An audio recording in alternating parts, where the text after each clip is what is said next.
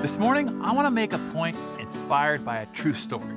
Some time ago, Cheryl was standing in the checkout line behind a woman who looked to be in her 60s. When it was her turn to pay, the cashier, familiar with the woman, greeted her by name and asked her how she was doing.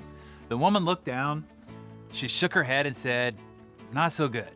She explained that her husband just had lost his job and her son is up to his old tricks again. Then she said, "The truth is, I don't even know how I'm going to get through the holidays." Then she paid the majority of her purchases with food stamps. This ached Cheryl's heart. She wanted to help, but didn't know how. Should she give her money, offer to pay for her groceries, ask for her husband's resume?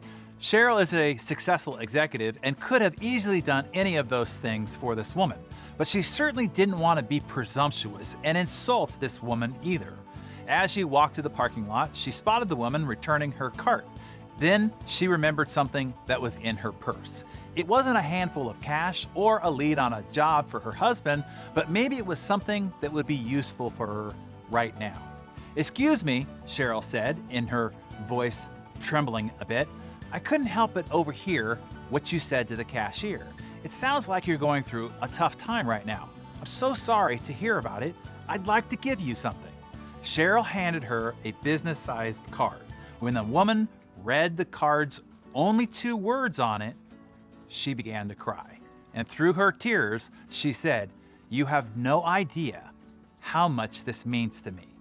Having never done anything like this before, Cheryl was a little startled. She hadn't anticipated the reaction that she might receive. All she could think in response was, "Oh my, would it be okay if I gave you a hug?" After they embraced, Cheryl walked back to her car and began to cry too. The words on that card said, "You matter." A few weeks earlier, a colleague had given Cheryl the same card as encouragement when he knew that she was feeling stressed and overwhelmed herself. It had made a difference for her too. That experience was years ago for Cheryl. It was brought up when asked, "When have you felt most successful?" What's interesting is Cheryl is an incredibly accomplished executive. She was the director of organizational development for AstraZeneca Pharmaceuticals, a $22 billion company with 61,000 employees. Her resume is deep with remarkable achievements, recognition, and awards. Yet, this is the moment that she recalled. This unplanned moment.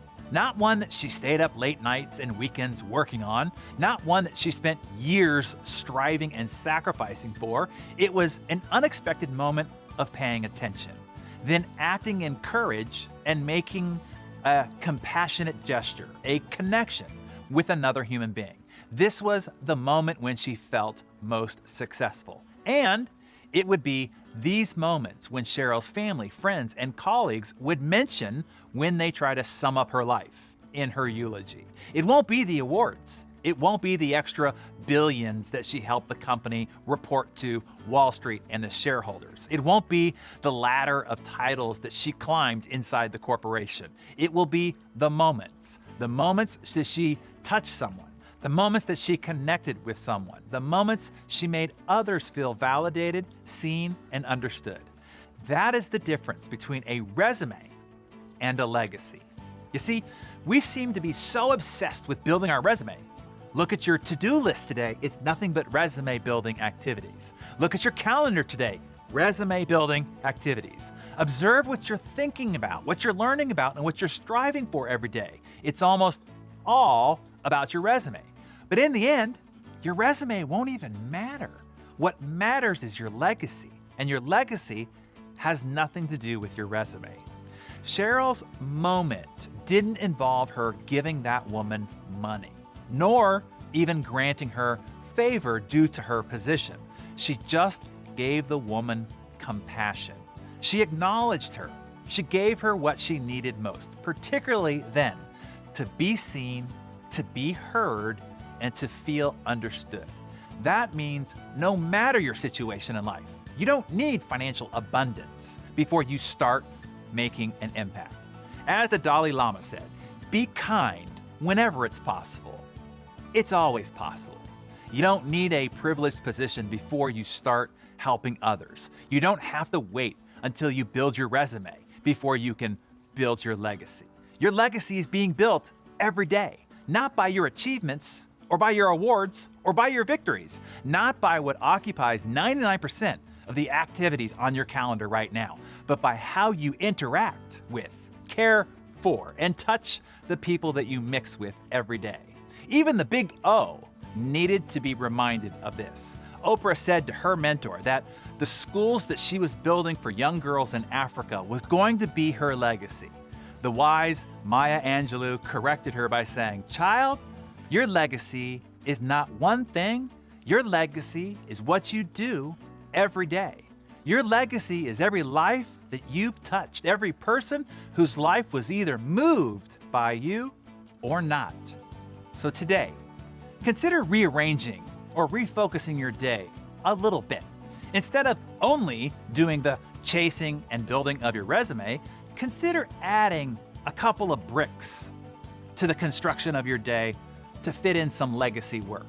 As Ralph Waldo Emerson said, "You cannot do kindness too soon, for you never know how soon it will be too late."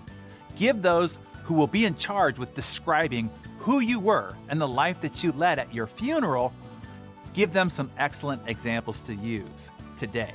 Examples on how you touched, how you cared for, how you impacted the lives of those that got to meet you, that got to interact with you, that got to observe you. What do you want them to be able to say about you? Write down a few descriptive words now in the comments below. Then look for opportunities to demonstrate those words throughout your interactions today. Make today, no matter what's on your calendar, a legacy building day. Hey, Darren Daily friends, I have one additional quick thought before you go. Legacy, which we talked about today, isn't cemented through one single act or one day of kindness and gratitude. Rather, it needs to be established through a repeated behavior that demonstrates the impact that you mean to have on the world. In order to help you continually cement that legacy, I suggest that you listen to an episode from this week's release on Darren Daily On Demand, where I share a story that will touch your heart and hopefully inspire you to do more things to cement your legacy for good. I've linked it below.